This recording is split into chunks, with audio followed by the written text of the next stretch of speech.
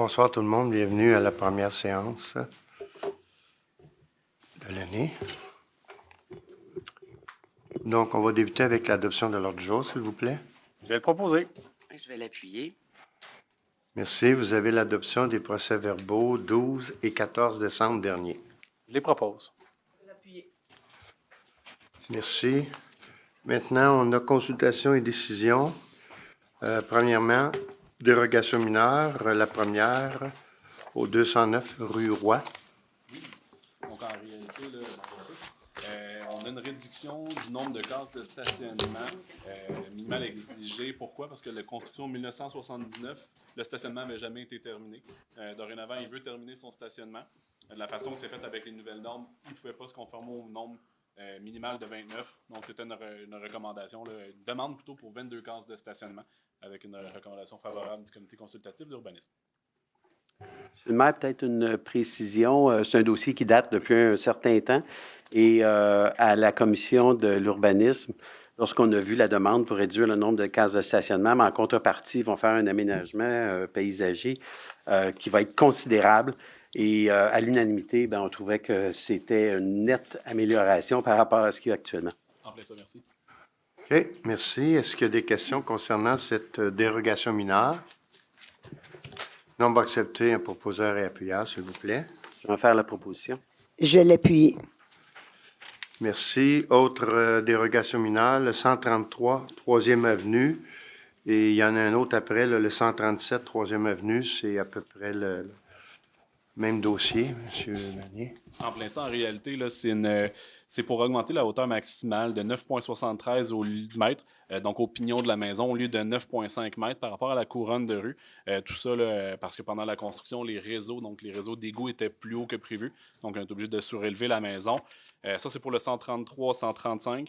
Et c'est la même chose pour le 137, 139. Donc, c'est la hauteur maximale à 9,71 au lieu de 9,5 mètres. Dans les deux cas, le comité consultatif d'urbanisme avait fait une recommandation qui était favorable. Merci. Je vais commencer avec la première, là, pour le 133, 135, 3e Avenue. Comme vous avez dit, c'est principalement à cause de la hauteur des infrastructures souterraines. Exact? Oui. Oui, puis l'alternative aurait été de demander de déconstruire la toiture, ce qui était abusif. Alors, c'est pour ça qu'on recommandait favorablement. Donc, j'en fais la proposition. OK. Je vais l'appuyer. Est-ce qu'il y a des questions dans la salle concernant cette dérogation mineure? Non, mais moi, monsieur le maire, je voudrais apporter des petits points ici. Là, je viens de savoir là, que c'était pour les infrastructures, mais c'est pas quelque chose, ça, les infrastructures qui sont quand même vérifiées d'avance quand tu arrives avec un plan puis que tu commences à construire. Puis, il me semble que quand tu arrives avec ton projet, tu as déjà tout vérifié, toutes ces choses-là. Donc, moi, je vais voter contre. Puis, je vais expliquer pourquoi je vais voter contre. C'est pas par rapport à ce promoteur-là en tant que tel, mais plutôt par respect de notre réglementation et par rapport au respect des citoyens et citoyennes de la ville de Saint-Eustache, mais particulièrement de la 3e Avenue. Les citoyens de la 3e Avenue, ils ont goûté pas mal pendant cette construction-là. Ce qu'il faut savoir, c'est que c'est une maison qui était toute saine, une belle maison qui a été démolie pour reconstruire 2 maisons avec logement. Donc, il y avait un propriétaire avant. Là, ils sont rendus avec 4 locataires dans la rue. Une maison qui s'agence plus ou moins avec le style de la rue. Maisons qui sont très hautes aussi, contrairement à tout ce qu'il y a sur la rue. Les citoyens ont fait beaucoup de plaintes justifiées selon eux, évidemment, par rapport à du bruit, par rapport à des travaux excessifs, par rapport à, on en parlait justement ce matin, les pneus sur les gazons des citoyens voisins, utiliser les terrains des citoyens voisins pour aller manger, aller prendre leur pause. Puis, la question de la hauteur est venue souvent sur le sujet parce que les citoyens auraient aimé être consultés par rapport à cette maison-là. Moi, j'ai fait des demandes. J'ai demandé s'il y avait possibilité de faire une petite consultation, pas une consultation, mais juste une séance d'information avec les citoyens parce que ça n'arrêtait pas de m'appeler. Je veux dire, moi, je n'étais pas au courant. Là, c'est vraiment les citoyens de la 3e Avenue qui m'ont tenu au courant de ce dossier-là. Ils n'arrêtaient pas de m'appeler, ils ont fait des plaintes à la ville. Donc, c'est pour ça qu'ils ont intervenu. Ils me sont sont venus à moi par la suite pour voir si moi, je pouvais faire quelque chose. Et la question de la hauteur, bien, c'est sûr que c'est ça qui les a dérangés beaucoup. Il y avait eu plein de oui-dire que ça allait être un bloc appartement. Finalement, ils étaient contents de savoir que c'était pas un bloc, mais quand même 2 maisons, mais plus haute que qu'est-ce que c'était prévu. Puis, pas prévu, excusez-moi, plus haute que qu'est-ce qu'ils pensaient. Et pendant pas cette bagarre-là, mais pendant cette bisbille-là qui s'est passée, ce sujet-là est venu sur le tapis au niveau de la hauteur, demander à ce qu'on aille vérifier si la hauteur était conforme et tout ça. Bon, je sais qu'on n'est pas les seuls à la ville de Saint-Eustache d'être en pénurie d'employés. Il y a des manques d'effectifs un petit peu partout. Je sais que c'est pas évident d'aller sur chaque construction, aller vérifier que les règles soient tenues.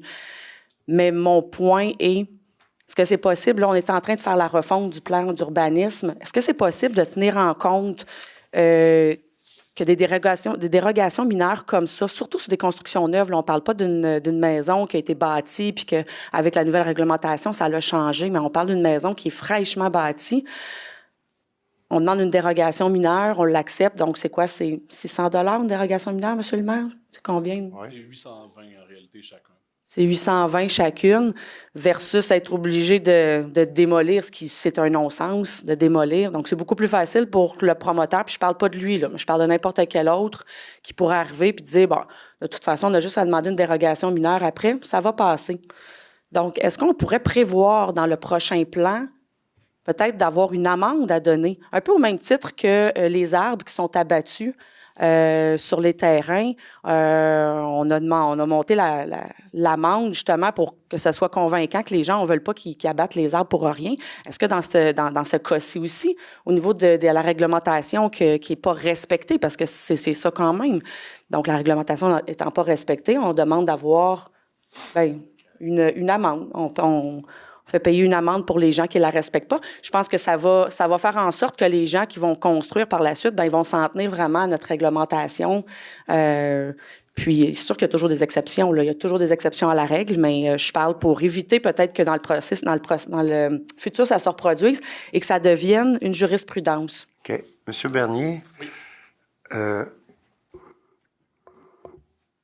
À ma connaissance, quand ces gens-là ont déposé leur plan là, pour obtenir le permis, ils étaient conformes en tout par rapport au zonage. En plein ça, en réalité, là, la construction, elle était conforme, autant par rapport à la hauteur que toutes les autres normes. La 3e avenue, c'est des réseaux qui sont vieux, donc c'est des vieux plans là, par rapport aux profondeurs des réseaux. C'est sûr que quand ils ont creusé, bien évidemment, sont arrivés sur une surprise là, pour ça. Point 23, dans un cas, C'est pas énorme. Là, l'autre ça, point je l'accorde. 21, ça représente quoi en termes, là, si on le met en mesure anglaise, là, pour que les gens comprennent en pouces? C'est environ 10 pouces. Combien? 10 pouces, désolé. OK. Parfait. C'est pas en tant que tel au niveau de la hauteur qui est dépassée, là, mais c'est plus au niveau du respect du règlement. OK. Donc, si on peut en prendre en considération... Je pense que les gens ont voulu bien respecter. C'est sûr que avec les informations que je possède, c'est que les gens ont eu une surprise par rapport au plan pour les infrastructures. Nous avons, dans des vieux secteurs, des fois des surprises par rapport à ce qu'on a comme information de plan. Puis quand on arrive pour faire les travaux, ou en tout cas un correctif ou une construction, ça arrive fréquemment, malheureusement, dans des plus vieux secteurs. Le vieux Saint-Eustache, ça peut arriver. Et on corrige à ce moment-là. Un drôle d'exemple, quand on a fait la rue Saint-Eustache, qu'on a tout fait la rénovation de la rue Saint-Eustache, les surprises qu'on a eues là, quand on faisait les travaux, on a trouvé des tuyaux de bois. C'est assez rare, mais il a fallu ajuster régulièrement les travaux avec le contracteur qui avait soumissionné de bonne foi, qui ne savait pas. Des fois, ça a occasionné un petit surplus de paiement, mais dans du vieux bâti, on a toujours des surprises. Il n'y a pas de mauvaise foi là-dedans, il n'y a pas de mauvais travail de l'urbanisme. C'est ça. C'est sûr que quand on parle là, de différences très appréciables, là, on parle de 10 pouces, puis l'autre, on parle peut-être de 9 pouces. C'est pas évident à voir à l'œil. C'est sûr que sur la 3e avenue, ce bâtiment-là, qui est tout à fait légal par rapport au zonage, Oui, ça, on l'a pas. quand on arrive vis-à-vis, à cause des autres bâtisses à côté, ça fait une différence. C'est un fait. C'est peut-être là plus que les gens, j'ai l'impression, ont peut-être un peu plus réagi, puis ils prétendaient que, bon, le bâtiment est trop haut. Je pense que quand ils disaient ça, eux autres, ils voyaient plus que 9-10 pouces, là. C'est une vision qu'ils avaient devant eux par rapport à un nouveau bâtiment, par rapport au vieux. Mais bref, en tout cas, c'est Attendez, sûr que là, là, pour que la personne devienne conforme, ça prend une dérogation mineure, c'est clair. C'est pas une question de faire 800$ avec, là, ça c'est le coût, là. C'est pour que son bâtiment devienne pas dérogatoire. S'il y a une transaction, si le bâtiment est vendu, si on fait pas ça, ben le prochain notaire s'il fait bien son travail puis qui veut faire la Tout à fait. transaction, il va le noter, il va dire oh, oh, il y a de quoi qui marche pas. Donc c'est ça qu'on s'en vient corriger. Mais Ben- on avait proposé, Jean-Eston, on avait proposeur? Oui, il y a eu proposeur secondaire. Oui. Qui l'appuie? Saint-Michel? Oui. Merci. Mais vous mentionnez que vous avez, tu sais, vous avez parlé de votre exemple dans le vieux Saint-Eustache, puis il y a eu des ajustements, il y a eu des ajustements. Ben, Oui, oui. je veux dire, quand il a creusé puis qu'il a vu qu'il y avait des infrastructures, à ce moment-là, il y aurait pu, les murs n'étaient pas montés encore. sais Là. pas. Donc, il y aurait pu, non, mais c'est parce que vous nommez un exemple. Puis, Mais l'exemple que quand je on vous monte des donne- murs, Monsieur le maire, on est capable de réajuster par la suite. Monsieur Lys, Mais je comprends que ce que c'est je veux minime. vous dire, c'est que des fois, dans du vieux bâti, on a des surprises. C'est juste ça que j'ai voulu exprimer. Ici, c'est une simplement construction neuve, mais Regardez, vous avez l'autre dérogation là, que vous allez pouvoir... ben, c'est les deux, prononcer. c'est la même chose pour les deux, donc vous pouvez prendre pour acquis que c'est les deux la Moi, même chose pour moi. J'ai fait une par une. Donc, la première, Je vais juste pour faire moi, terminer, elle est Monsieur le finie. maire, j'ai pas terminé. Moi, j'ai terminé. Ouais, pas moi. On a conclu. C'est fini. Moi, j'ai pas terminé, Monsieur le maire. Madame Mathieu, qu'est-ce Ben, j'ai que- pas terminé de Vous dire. avez suggéré des choses, on les a entendues. C'est fini. Il n'y a rien à aller plus loin. Là. Je ne sais pas pourquoi on débattra encore. C'est pas une question de débattre, c'est une question de terminer mon point parce que vous avez embarqué par-dessus moi, j'ai pas eu le temps de terminer mon point. Pour expliquer la raison pourquoi. Donc, étant donné de tout ce qui s'est passé aussi avec ce promoteur-là, tous les appels puis les plaintes qu'il y a eu, ben je pense que vous dites qu'il est de bonne foi. Ça se peut, puis je veux pas le pointer du doigt, mais je veux juste réitérer, parce que là, vous dites il était de bonne foi, il était de bonne foi. Je veux juste réitérer, ma question n'est pas pour ce promoteur-là précisément, mais pour l'ensemble des promoteurs pour qu'on fasse quelque chose. Parce que je veux pas laisser ça sur une note que je pointe du doigt celui-là précisément. Merci. OK. Mais c'est certain que quand il arrive une situation comme ça, on essaie d'être en mode solution. Et là, dans ce dossier-là, c'était ça. Bref, c'est tout simplement ça. Donc, on a tout... Tout est beau? Parfait. Donc, la deuxième, ben, c'est le 137, 139, là, comme le disait M. Bernier, qui est la même situation. Au lieu de 9,5, c'est 9,71, donc une différence de 0,21, là, qui est à peu près 9 pouces de différence. Proposeur à Pierre? Oui, M. le maire, je voudrais simplement ajouter que deux choses qui est bon à savoir, c'est qu'il n'y a jamais un permis de construction qui est émis si ça ne respecte pas le moindrement la réglementation en vigueur Dès le On va départ. parler de dès ça. le départ. Et deuxièmement, chaque demande de dérogation mineure est analysée avec un principe de base qui est-ce que la demande de dérogation vise à contourner une réglementation? Et il est clair que dans ce cas-ci, c'est pas ça. Alors, mais pour le deuxième point, j'en fais la proposition. Je vais l'appuyer. Et je dois demander aux gens dans la salle si vous avez des questions par rapport à cette deuxième dérogation mineure sur la 3e avenue. Ça va? On a le 375 avenue Mateuse. Oui, mais j'ai dit pour les deux. Maintenant, le 375 avenue Mateuse, M. Bernier. Oui, donc en réalité, c'est une demande de dérogation mineure pour la réduction du nombre de cases de stationnement. On aurait, selon la réglementation, demandé 258 cases de stationnement et le promoteur proposait 200 cases de stationnement. Le comité consultatif d'urbanisme avait émis une recommandation défavorable étant donné l'ampleur, là, si on veut, de la dérogation qui n'est plus mineure. Par contre, on avait une suggestion d'y aller en demande d'amendement réglementaire, donc de modification réglementaire, chose qu'on va vous présenter au point... Pour un petit peu plus loin. Un petit peu plus loin. OK, parfait. Donc, il faut quand même demander aux gens si vous avez des questions par rapport à cette dérogation mineure. C'est beau. Proposeur appuyeur pour le refus. Je vais le proposer, oui. Et je vais l'appuyer. Merci. On a maintenant dérogation mineure pour le 51 rue Saint-Louis. Et je pense que c'est une recommandation favorable, Monsieur Bernier. Oui, en plein ça, c'est une dérogation mineure qu'on avait déjà vue pour un projet sur la rue Saint-Louis. Donc, c'est un bâtiment qui avait déjà été approuvé. Cependant, quand on a réanalysé la dérogation mineure, on avait quelques points là, qu'il fallait réajuster. Donc, on avait d'autoriser une distance de 0,96 mètres d'une ligne de l'eau au lieu de 1,5 mètres pour le balcon en façade. Donc, on a le balcon ici là, qui est ici. Et on a autorisé une distance d'une ligne de l'eau de 0,23 mètres au lieu de 1,5 mètres pour l'escalier en façade qui est sur le même balcon. Tout ça dans le but d'uniformiser l'enlignement des constructions dans le Vieux-Saint-Eustache, surtout sur la rue Saint-Louis. On le sait que les bâtiments sont très, très près du trottoir, donc le but était de conserver cet enlignement de construction-là en y allant avec une recommandation qui était favorable du comité consultatif d'urbanisme.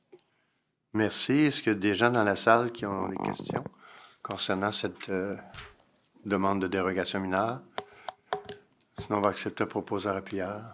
Ça me fait plaisir de le proposer. C'est vraiment un beau projet sur la rue Saint-Louis. Donc, j'en fais de la proposition. Et je vais l'appuyer. Merci. Nous arrivons à la législation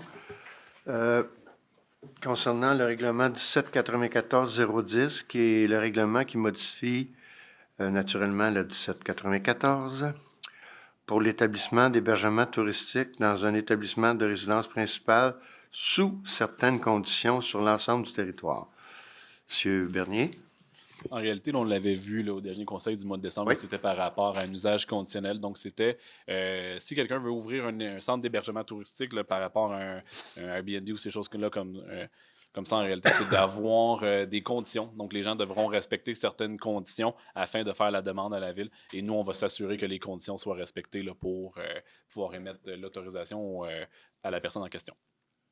Merci beaucoup. Est-ce qu'il y a des questions dans la salle concernant ce règlement? Sinon, proposeur appuyeur, s'il vous plaît. Plaisir de le proposer. Et je vais l'appuyer. Oui. J'aurais aimé l'appuyer. Oh, vas-y. Ça me fait plaisir, Madame Carigny. Appuyez-le. Donc, je l'appuie. C'est beau. Maintenant, adoption de règlement. Le 1675, en fait, c'est de créer pour la zone 5A20 une norme spécifique visant à établir un ratio de stationnement spécifique pour l'usage industrie d'éléments de charpente de bois. C'est dans le dossier du terrain de l'ancien autodrome, là, avec, comment ça s'appelle déjà? Structure barrée. En plein ça. Donc, en réalité, là, c'est de réduire le nombre de cases de stationnement parce que l'agrandissement est majoritairement là, pour avoir de la machinerie, donc des robots qui vont effectuer les travaux. Puis Barrette, ce qu'ils fabriquent, c'est des matières. Leur matière, là, si on veut, là, c'est des trosses de toit, donc des fermes de toit. C'est des grandes fermes, donc ça prend beaucoup d'espace, mais peu de personnes qui opèrent. Donc, c'est pour ça qu'on réduisait le nombre de cases de stationnement qui était nécessaire, étant donné que pour eux, c'était pas nécessaire d'en avoir autant. OK. Donc, un proposeur appuyeur pour ce règlement. Je vais en faire la proposition. Et je vais l'appuyer, M. le maire. Merci.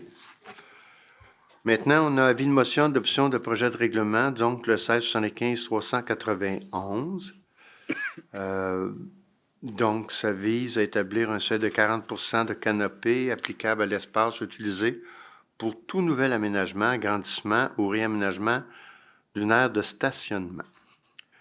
Donc, on donne avis de motion.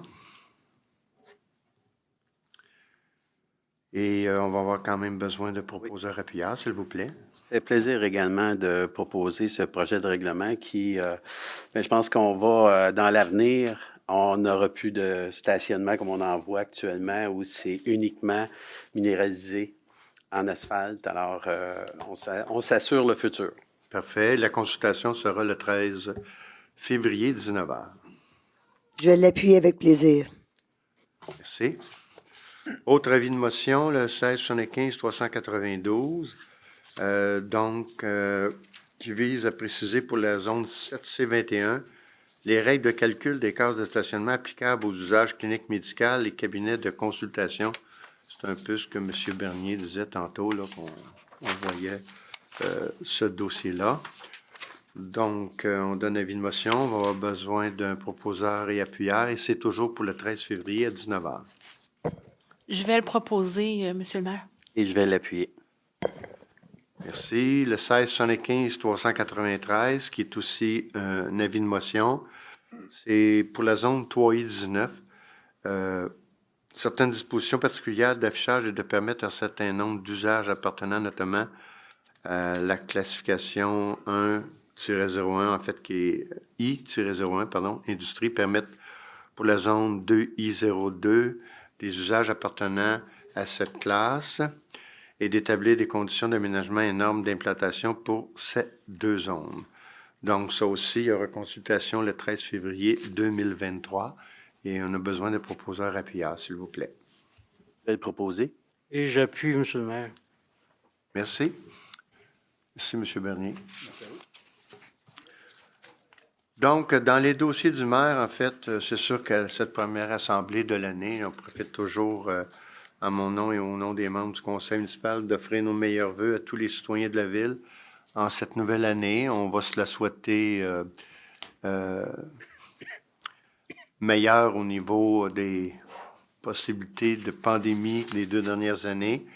On va se la souhaiter aussi avec de la paix et je dirais aussi de toujours garder ce qu'on a à Saint-Eustache, c'est-à-dire une solidarité là, toujours bien importante quand on fait face à certains problèmes. Alors, bonne année, mes amis. Prenez bien soin de vous. Demande d'appui pour le grenier populaire. En fait, j'aimerais proposer, puis j'espère que ça va être appuyé unanimement, c'est tout simplement que la directrice générale, Mme Geneviève Étier, nous a demandé une lettre d'appui et on va faire une résolution. Ils sont en demande là, pour leur financement, donc on comprend le rôle que le grenier joue, hein, un rôle très important pour, entre autres, être capable de réutiliser des produits. Et donc, c'est un rôle environnemental. C'est aussi une entreprise qui fait de l'insertion sociale, donc ça donne un bon petit coup de main. Et des fois, pour des personnes qui sont en état de vulnérabilité ou sinistrés ou réfugiés, ben, ils sont peut-être capables de s'équiper à cet endroit-là à des coûts qui sont très raisonnables. Alors, je vais déposer ça, Mme la greffière, qu'on va pouvoir joindre ça avec la résolution. Alors, il me fait plaisir de le proposer, puis si vous êtes à l'aise, les membres, là, que ça soit unanime. Ça va comme ça? Oui. Merci beaucoup. On arrive à la période de questions, donc c'est toujours la même formule. Vous avez le droit à 3 questions. C'est une question à la fois. Il s'agit tout simplement de s'identifier. Votre nom, madame? Moi, c'est Chloé Degagné. Bonjour, Monsieur le maire. Bonjour. J'ai 3 questions. OK. Ça va être une à la fois, mais je vais vous revenir, madame.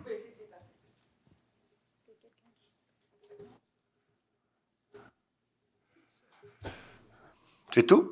Bien, vous allez pouvoir faire vos 3 questions, une après l'autre. Aucun problème. Je suis content de voir votre visage parce que c'est à vous que j'ai envoyé une lettre. Oui, je voulais vous remercier de la très belle lettre. Je suis très, très reconnaissante de ça. Merci beaucoup. Ça fait plaisir. Alors, bonjour à tous. Comme tout le monde le sait, là, les gens qui sont venus avec moi, j'ai pas l'habitude de parler devant un grand groupe de personnes. Alors, je vais tenter de faire ça clair le plus rapidement possible aussi. OK. Alors, j'ai invité tous ceux qui se sont impliqués avec moi suite aux événements du 11 décembre avec les sinistrés. Je trouvais ça important de venir les remercier moi-même. Alors, j'ai fait ça en 3 parties. Alors, je vais commencer comme ça. Tout d'abord, j'ai 3 mentions spéciales à amener. Je veux faire un grand merci au service communautaire qui a été très ouvert avec moi, qui m'ont fait sentir comme si je faisais partie de l'équipe. On a eu une belle collaboration ensemble. C'est de belles personnes humaines et dévouées. Michel Lamontagne, Caroline Proux, Catherine Chevanel et toute l'équipe, je trouve ça important de leur faire une mention. Un grand merci aussi à une dame qui m'inspire beaucoup, qui m'a été d'une très grande aide depuis le 11 décembre, Sylvie Mallette. Elle m'a contactée la première journée pour me féliciter de mon implication. Ça m'a vraiment donné une grande dose d'énergie. Elle se gardait disponible pour moi 24 heures sur 24, 7 jours sur 7. Nous avons parfois discuté très tard le soir, dans le temps des fêtes. Elle m'a apporté une grande aide, une grande écoute, m'a aiguillée et me donnait beaucoup de conseils sur les procédures à suivre et sur les moyens de me coordonner. Elle était vraiment disponible aussi pour les citoyens de Saint-Eustache. Elle a payé le dîner à moi et 2 de mes partenaires, une journée où on faisait un meeting stratégique au restaurant. Elle a apporté des couvertures de laine et des tuques, des mitaines à des sinistrés peu habillés devant l'appartement d'Hector Lantier. Elle m'a donné mon premier don d'effets personnels le 11 décembre de 90 $ que j'ai pu utiliser pour des produits d'hygiène à apporter aux sinistrés de l'hôtel. On va prendre notre temps, hein? On va prendre notre temps. Alors, merci beaucoup, Sylvie, de ton grand soutien aux sinistrés et pour moi dans ce grand projet. Bravo.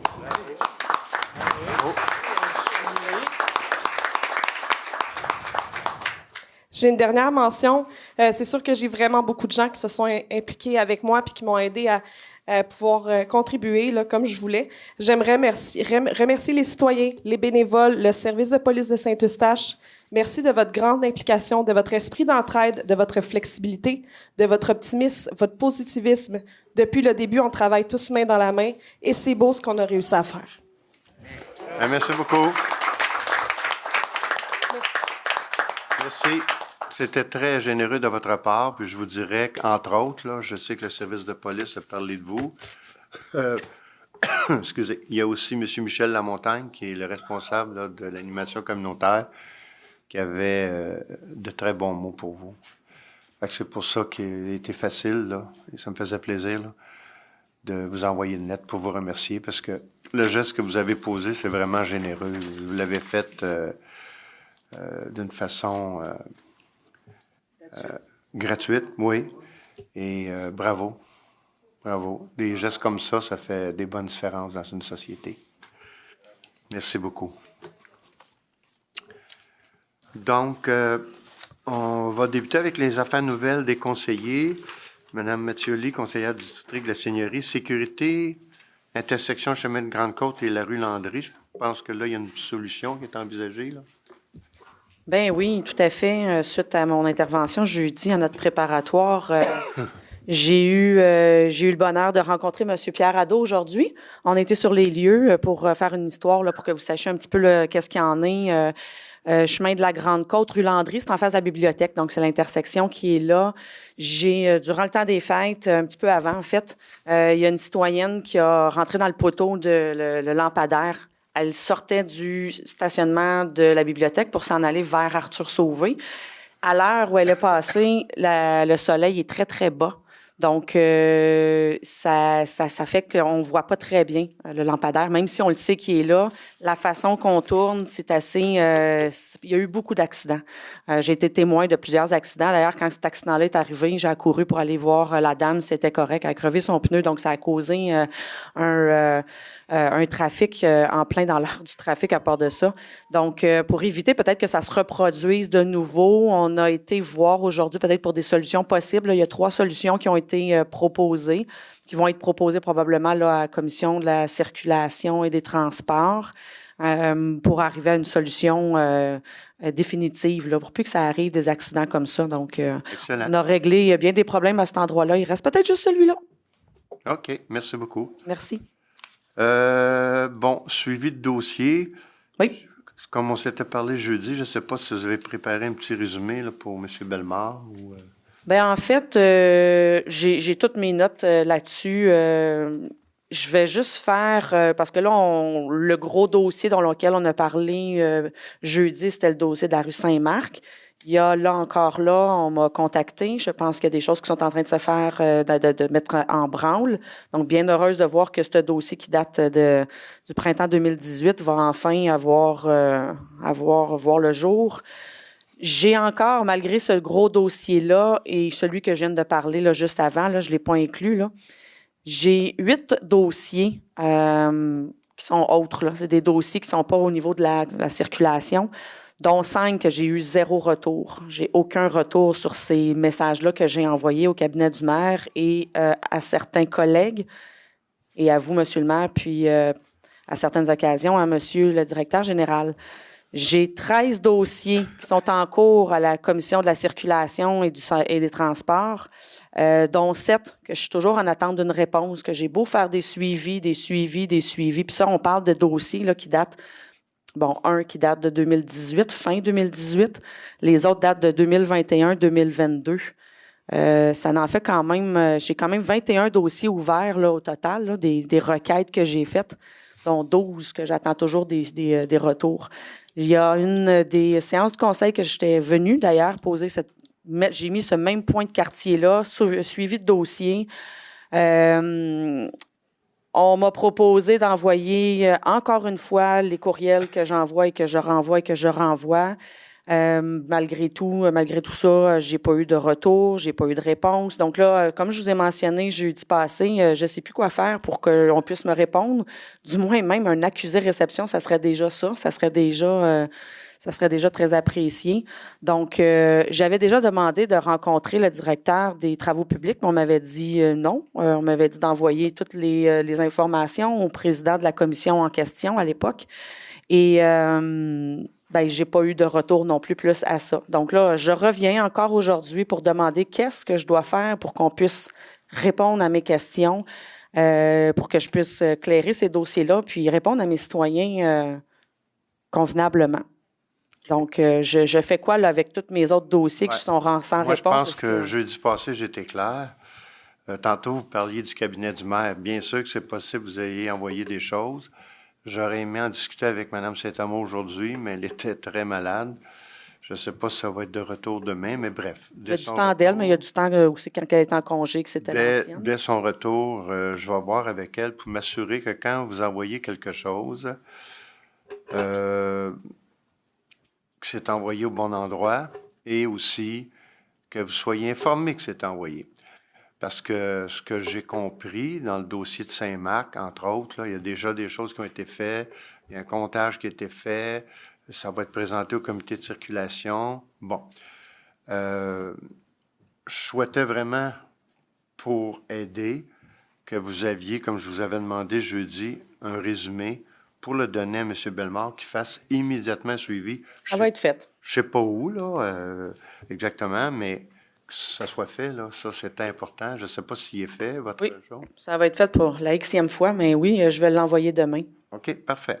Excellent. Mais c'est pas juste au cabinet du maire, là. Je fais quoi aussi pour que mes collègues répondent à mes courriels quand je leur envoie des messages? Bien, je présume que vos collègues vous ont répondu. Non, j'ai quelques collègues ici qui répondent jamais à mes courriels. Donc, peut-être que ça serait important de mentionner que quand j'envoie un message, que ce soit répondu, ça serait apprécié, ça aussi. Je vous ai même envoyé un message pour vous mentionner que... Oui. Mais moi, dans ce temps-là, après ça, je refile le message à la bonne place. Là, c'est ce que je fais. Là. Mais bref, regardez, vous me dites ça. Je n'ai pas vraiment de réponse à vous dire que normalement, les présidents ou présidentes de commission répondent à des questions ou des informations qui sont transmises. En tout cas, c'est ce que je... C'est ce que vous pensez, mais moi, je vous le dis, là, j'ai pas de réponse de certains collègues.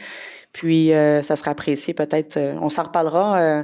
Peut-être je nommerai les noms en privé. Je suis pas ici pour faire une bagarre. Donc, c'est peut-être d'aviser quiconque à ce moment-là de répondre à mes courriels lorsque j'envoie un message. Ça serait apprécié, ça aussi. Okay. Puis une réponse... Bien, une réponse, ça ne veut pas dire oui puis non. Une réponse, c'est une réponse avec un détail. Une réponse, on s'entend que même si des fois, c'est pas nécessairement, je dirais oui, ça peut être aussi une réponse. On peut expliquer pourquoi le non, mais ça peut être une réponse aussi. Ben, un oui ou un non, c'est pas une réponse. Une réponse, ça a un détail, ça l'explique que... Je sais que vous aimez les détails. Ben, je pense que c'est tout à fait normal de pouvoir informer la population, les citoyens. Il me faut un détail. Je peux pas dire oui ou non. Tu sais, ça c'est pas une réponse, ça. Moi, oui, je connais certaines réponses, des fois, qui vous ont été données, c'était non, avec un léger détail. Puis vous reveniez pareil avec une question. Mais bref, Oui. donnez le résumé à M. Bellemare. Voulez-vous qu'on en Comme nomme je des l'ai questions, dit- d'ailleurs? Pourquoi je reviens avec eux? Regardez, comme je l'ai dit jeudi, donnez un résumé à M. Bellemare, je l'ai mentionné jeudi. J'ai demandé à M. Bellemare, aussitôt que ça, de s'assurer d'un suivi rapide. Je l'ai dit jeudi, je le répète ce soir. Ben oui, ben moi, c'était dans mon droit de pouvoir en parler ce soir. Puis une réponse aussi, quand j'ai 3 questions, si on répond à une question, c'est normal que je vais revenir avec pourquoi on n'a pas de réponse sur les 2 autres. Peut-être. Donc, C'est bon. mais je vous remercie. Ensuite, vie de quartier. Oui, ben pas grand-chose à dire. C'était les fêtes, hein, donc c'était tranquille. Puis je pense que j'ai pas mal tout dit le mois passé. Les belles activités que l'Association des citoyens du quartier de la Seigneurie on fait. Je vais peut-être, après la séance du mois de décembre, là, on a quand même eu l'opération Lutin qui a été, encore une fois, là, un gros succès. C'est de toute beauté de voir les enfants super contents quand on arrive chez eux déguisés pour leur donner des denrées puis des cadeaux. Cette année, on a eu un généreux don d'un citoyen du quartier de la Seigneurie de 200 $. Donc, ça nous a permis d'augmenter notre budget là, pour les cadeaux qu'on a donnés aux 5 enfants qu'on a été rencontrés. On a eu notre assemblée générale annuelle il n'y a pas longtemps. Malheureusement, on n'a pas eu tant de nouveaux membres. En fait, on n'a pas eu du tout. On a des membres qui ont quitté, mais le petit comité qu'on est, on a pris des grandes décisions et ça va faire en sorte qu'on va avoir encore une fois un quartier très dynamique. À tous les 2 mois, on va avoir des activités. On devrait vous présenter, là, en fait, sur notre page, sur la page Facebook de l'Association des citoyens du quartier de la Seigneurie, le calendrier des activités de l'année. Mais là, ce qui s'en vient en février ou mars, c'est le défi Château de neige, comme l'année passée, dans le parc Pierre-Laporte. Donc, on invite les Seigneuroises et les Seigneurois, bon, peut-être aussi les Eustachois et les Eustachoises à venir faire un beau grand château de neige, tout le monde ensemble. Donc, une activité très familiale, une activité festive parce qu'il va y avoir de la musique, chocolat chaud, puis des petites bouchées aussi. Donc, voilà. Merci, M. le maire. Merci, Merci, M. les citoyens. Tessier, District des Îles. Borne électrique. Oui, Monsieur le maire, on a un programme, programme d'aide financière pour l'achat et installation d'une borne de recharge usage résidentiel. Et comme on s'est fait dire, c'est un franc succès, ce programme-là, pour les résidences. Donc, je suis pas mal fier de notre ville d'avoir établi ce programme-là qui donne un coup de main. Donne un coup de main aux citoyens, donne un coup de main à l'environnement. Je pense que c'était bien visé, ce programme-là. J'ai eu une demande d'un propriétaire qui détient des blocs appartements dans mon quartier et le programme ne s'appliquerait pas pour les multilogements. Donc, j'aimerais peut-être que le comité de l'environnement puisse regarder, voir si c'est faisable d'appliquer le programme pour les multifamiliales comme tel. Les nouveaux, avec la nouvelle réglementation, le comité d'urbanisme y a vu. Les gens, à partir de tant de logements, doivent installer une borne. Mais les anciens, c'est un petit vide qu'on a. Je ne sais pas si on serait capable de trouver une solution. Donc, je demanderai au comité de l'environnement de vérifier. Je vous confirme que ça va être regardé en commission de l'environnement. Bien, merci beaucoup. Merci. La traverse piétonnière 62-63e, intersection chemin de la Grande-Côte. Oui, Monsieur le maire, c'est un dossier quand même important, la sécurité. Jadis, là, bien des années, il y avait une brigadière à cette intersection-là et ils l'ont enlevé parce qu'il a déclaré à l'époque zone dangereuse. Donc, tout le monde était voyagé par autobus. Le secteur sud, on peut dire, nous autres, on appelle ça dans notre quartier, le secteur Terrasse René, où que le parc, là, ça va de la 61e avenue à la 65e. Et là, ils ont changé les normes pour faire en sorte de transporter les élèves. Donc, ils ont mis ça à 1,6 km comme tel. Donc, ils se retrouvent 5 familles qui doivent marcher. Ils ne sont pas voyagés. Là, des fois, c'est les parents qui allaient les conduire en auto, quand c'est pas les grands-parents qui vont les conduire à l'école Horizon Soleil. Donc, c'est sûr, j'avais demandé d'avoir une brigadière là, de revenir ou de déclarer la zone dangereuse. par rapport à, il y a quand même pas loin, à l'époque, il y avait 15 000, 16 000 voitures qui passent sur le chemin Grande-Côte. Aujourd'hui, ça doit être encore plus, parce que l'étude remonte des années, c'est avant 2016. Ouais. Donc, c'est énorme. Donc, c'est un coin quand même assez dangereux, beaucoup passant, souvent là, en direction ouest, le stop est éloigné. C'est un peu, je dirais, téméraire des fois pour les enfants. Il y avait une solution qui venait du service de la police qui disait, bon, les enfants peuvent marcher sur le trottoir sud puis se rendre à 55e avenue qu'il y a une brigadière, mais les enfants, l'été, ou en tout cas le printemps puis l'automne, c'est en bicycle qu'ils allent à l'école, vu qu'ils ne sont pas voyagés, fait qu'ils ne peuvent pas être sur le trottoir côté sud. Il faut qu'ils traversent vraiment cet endroit-là. Donc, moi, je demanderais au comité de circulation j'aurais 2 suggestions à vous faire pour sécuriser l'endroit un peu plus. C'est d'avoir un feu de piéton sur demande, un peu comme on a à plusieurs endroits. Donc, les enfants pourraient peser dessus, flasheraient, ça donnerait une sécurité supplémentaire. Et il y aurait probablement, comme ici en avant de l'hôtel de ville, un arrêt lumineux qui est maintenant avec, c'est comme solaire, qui fait l'énergie solaire, qui n'a pas besoin d'installer de fil, qui aiderait la protection des enfants. Donc, je demanderai au comité de circulation de vérifier si c'est possible de faire ces installations-là pour la protection des enfants. Ce sera vu au prochain comité. Bien, merci beaucoup, M. Roy. Merci. Maintenant, zone de sécurité. Oui, effectivement, je n'élaborerai pas plus qu'il faut, mais c'est un problématique dans le secteur. Et un matin, on a eu une discussion. La commission de sécurité publique semble avoir trouvé une piste.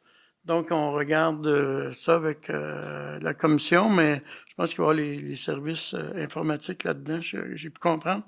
Donc, on s'en va vers une solution et je remercie tout le monde qui travaille fort pour trouver une solution pour ce problème-là. Merci, Madame la Présidente. Maintenant, district Desjardins, M. Roy, activité hivernale. Bien oui, M. le maire, dans cette période un peu morose, inflationniste et avec tous les petits problèmes de COVID et tout, bien nous, on pense à s'amuser. Donc, au plein air, on a une belle programmation qui s'en vient pour les activités hivernales. Au lieu de parler d'inflation, on va parler de PIB. Alors, qu'est-ce que c'est le PIB exactement? C'est le plaisir intérieur brut. Donc, c'est quand on s'amuse collectivement lorsqu'on est... Au PIB. Ouais, Oui, effectivement. c'est bon. C'est bien, hein? C'est une belle façon de le voir. Vous ne verrez plus le PIB économique de la même façon. À partir de ce soir, c'est changé, c'est terminé. Vous allez voir ça comme plaisir intérieur brut. Alors, on va avoir beaucoup de plaisir, effectivement. Puis rassurez-vous, là, c'est juste à Saint-Eustache que ça se passe, parce qu'habituellement, en fait, il y a d'autres villes qui ont essayé, mais ils ne se sont pas rendus, un peu comme les Maple Leafs de Toronto, ils ne se sont pas rendus après la première ronde. Mais nous, on va aller jusqu'à la Coupe Stanley. Okay. Je vous le garantis, on va avoir du fun en masse. Merci. Plaisir intérieur brut. Oui, le plaisir intérieur brut, effectivement. Vous avez le parc nature? Excusez-moi 2 secondes, si vous permettez, je vais énumérer les activités. OK. Pour la gouverne des gens qui sont ici. Okay. Puis je veux juste souligner une petite chose. Pour le PIB, là, j'ai une équipe extraordinaire avec qui je travaille présentement. On parle de Vincent Perron, Sabrina Boutin, et qui sont sous la gouverne de Karine Bourbonnais. On a vraiment beaucoup de plaisir déjà en partant pour la programmation. Donc, ça commence officiellement le 28 janvier au manoir Globinski. Il y a un sentier de patin. Déjà, ça peut patiner, hein, et c'est déjà illuminé, donc on peut y aller. Mais le 28 janvier, il y aura une soirée spéciale. Donc, animation avec feu de foyer, amuseurs publics. Des boissons chaudes seront offertes aussi. Des petites surprises. Donc, une belle soirée. On va l'espérer juste à la belle température. Le 4 février, on aura... regardez bien ça, M. le maire, on est concept. Viens jouer dehors au Parc Rivière-Nord. On fait des rimes en plus de s'amuser. C'est excellent. C'est ça. Journée familiale, jeux gonflables, musique et animation, parcours à obstacles. Ça, c'est pendant la journée. On va vraiment très bien s'amuser au parc Rivière-Nord. Donc, ces concepts également, hein, Manoir Glominski, Rivière-Nord, on se transporte le 11 février au parc Nature avec la célèbre soirée au flambeau. Vous remarquez qu'on l'a collé sur la Saint-Valentin. C'est juste pour nos amoureux à Saint-Eustache. Vraiment, on a pensé à eux. Donc, un sentier de 3 km. Pour vous dire à quel point on écoute les citoyens, on a eu des demandes pour des flambeaux supplémentaires, pour des colliers lumineux. Bien, on en a cette année encore plus, on en a ajouté, fait que ça va être encore bonifié par rapport aux dernières années. Donc, manquez pas ça, venez vous amuser, venez marcher. Pas besoin de raquettes en passant, on y va en bottes directement, habillé bien chaudement, puis on peut marcher en amoureux. Il y aura évidemment un spectacle de feu, animation, et puis il y a des surprises. Ils veulent pas que je le dise, mais venez faire un tour, ça va être le fun, on va avoir beaucoup de plaisir. Et ça se termine le 18 février, dans le jour, initiation au sport d'hiver. Encore là, on a eu des demandes, puis on vous a écouté, chers citoyens. Donc, au Parc Chénier, qu'est-ce qu'on va faire? On va procéder par réservation, évidemment. Vous nous avez demandé d'essayer du fat bike, des cours de ski de fond, et puis d'autres activités extérieures également. Donc, venez vous amuser avec nous au Parc Chénier le 18 février. Pour ceux qui voulaient essayer le fat bike, réservez d'avance, ça vaut la peine. Bien? Oui. Merci beaucoup. L'autre point, le Parc Nature, soirée d'information le 7 février prochain. Effectivement, donc le 7 février prochain aura lieu, en fait, le lieu reste à confirmer, là, en fait, dépendamment du nombre d'inscriptions, mais c'est sûr que cette soirée-là aura lieu, la soirée d'information, sur les prochains développements du Parc Nature. Encore là, des très, très bonnes nouvelles. On m'interdit de parler pour l'instant, mais ça va être super, vraiment super agréable. Donc, venez à la soirée d'information. Vous pouvez vous inscrire sur le site de la Ville. Merci beaucoup. Madame Sylvie Mallette du district du Carrefour. Remerciements pour le service de l'animation communautaire. Tout à fait, Monsieur le maire. Donc, je vais terminer les points de quartier en beauté avec du gros positif. Évidemment, un immense, un grandiose merci à Michel Lamontagne et à son équipe du service communautaire. Et je demanderai évidemment à Mme Carignan-Lefebvre, qui est la présidente de la commission du communautaire, de réitérer ces remerciements-là. Car à 14 jours de la période des festivités, tout le service communautaire, tous les gens qui ont pu s'impliquer se sont démenés afin d'aider justement les citoyens de Saint-Eustache qui ont été sinistrés et dont Mme Chloé tantôt en a fait, Mme Desgagnés en a fait un bel éloge, là. Alors aussi également bien aiguillé, Madame. Donc, un immense merci au service communautaire efficient, efficace, généreux et surtout grandement disponible pour les citoyens de Saint-Eustache. Merci. Maintenant, les remerciements pour Chloé. Bien oui. Évidemment, je remercie Mme Desgagnés d'avoir porté à mon attention les beaux mots. Alors, ça m'a touché. Je vous remercie beaucoup. Hein. On fait des choses, des fois, on ne pense pas à la portée de nos actions. Mais effectivement, on a eu de belles et de grandes conversations remplies d'émotions par moments. Mais vous êtes une grande femme de cœur et c'est pour ça ici, Monsieur le maire, ce soir, que j'aimerais porter à l'attention. Et c'est quand même d'intérêt public de se dévouer autant. Alors, tout a commencé le matin du 11 décembre lorsque Madame a vu sur Facebook l'annonce de l'incendie. Le sentiment d'inquiétude a envahi Madame Desgagnés.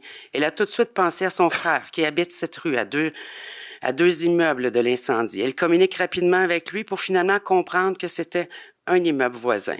Elle et son frère se sont dit qu'ils ne pouvaient pas rester là sans rien faire. Madame a pu constater une puissante vague de soutien désireux de s'impliquer, d'aider, qui s'est levée sur les réseaux sociaux et elle a mis en branle une machine remarquable.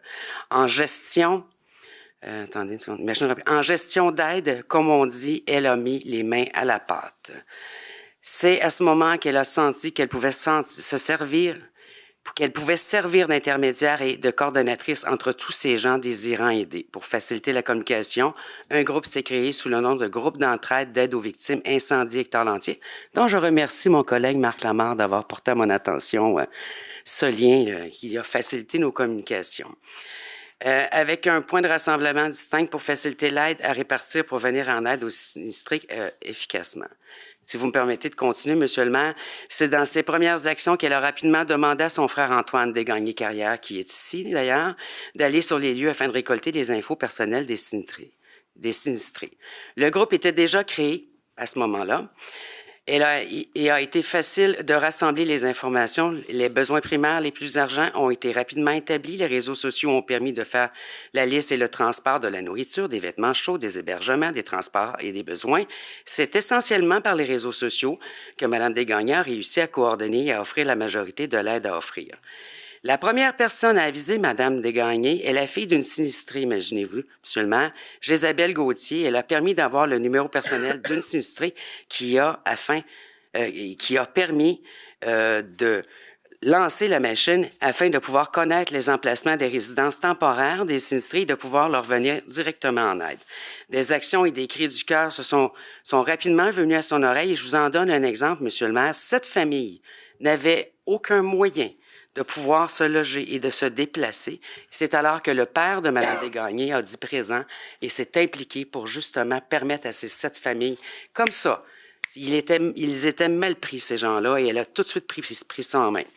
Par la suite, Madame a communiqué rapidement avec les services de police afin de connaître combien de personnes étaient sinistrées pour valider les informations qu'elle avait déjà récoltées et de tenter de recueillir davantage de détails pour poursuivre sa démarche de soutien.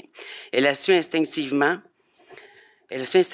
qu'elle serait en mesure de leur venir en aide rapidement, vu le nombre impressionnant de réponses via le groupe d'aide qui avait été créé quelques heures seulement auparavant, là.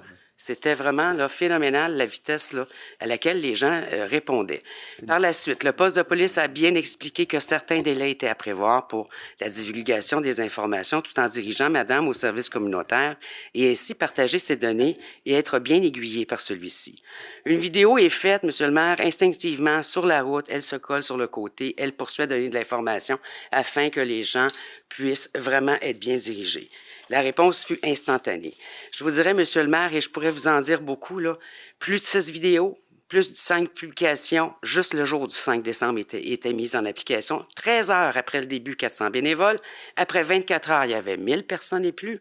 Puis ensuite, il y a eu 1600 personnes. Madame m'a partagé bon, c'est ça. Arrivé à Laval, à la réception, les 7 familles ont été prises en charge. Et je vous dirais, Monsieur le maire, là, et je pourrais poursuivre ainsi, là, vous voyez le texte que j'ai, que j'aimerais bien pouvoir vous remettre. À ce jour, je peux vous informer qu'à ce jour, tous les sinistrés ont été pris en charge, ont un logement, ont pu avoir toutes les choses qu'ils avaient de nécessaire pour soutenir.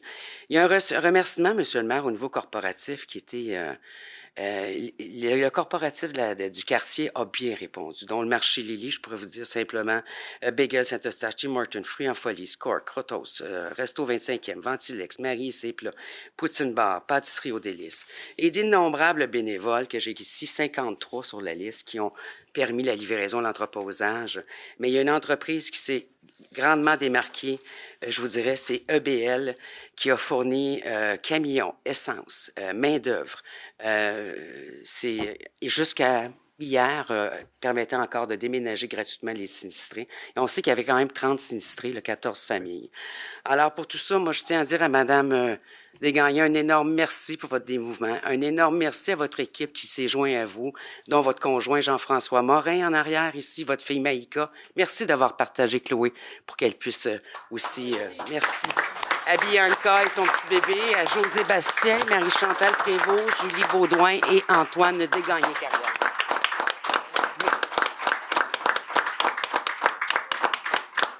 Et vous m'avez précédé, Monsieur le maire, effectivement, Madame a reçu une lettre de votre main, une belle lettre, elle est bien touchée de tout ça. Alors.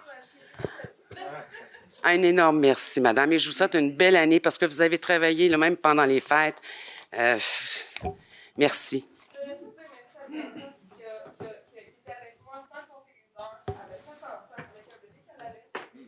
Oui, oui.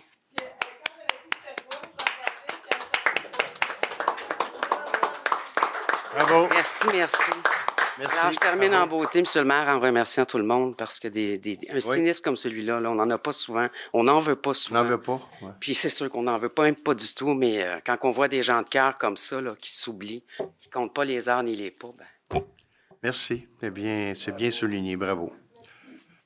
Maintenant, au niveau des soumissions et contrats, le premier, ben, c'est un petit peu désagréable, là, Moulin-Légaré. On n'a pas de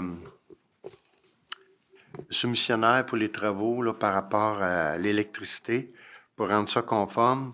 Là, je ne sais pas, c'est peut-être un peu complexe de dire qu'il faut que ça opère pareil, puis le meunier. Il y aurait peut-être une rencontre, M. Bellemare, à faire avec les gens de la corporation qui pourraient peut-être décider, tu sais, on a 3 semaines qu'on pourrait donner, là, vraiment. Allez-y, travaillez, puis OK, parfait. Quitte à ce qu'ils fassent un petit peu plus de production, j'imagine, de farine, mais parce que on a les sous, on a obtenu des sous pour être capable de faire ça dans ce bâtiment-là, puis je pense qu'on serait mieux de rendre ça conforme le plus vite possible, là.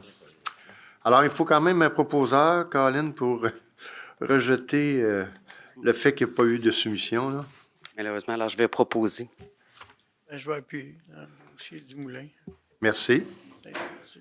Maintenant, obligation de construction. Donc, la société a commandé Albatros. En fait, c'est le groupe Broccolini là, qui a acheté une partie d'ADESA. Donc, c'est une compensation par rapport à l'obligation de construction qui sera valide jusqu'au 2 décembre 2023. C'est quand même 281 660 $.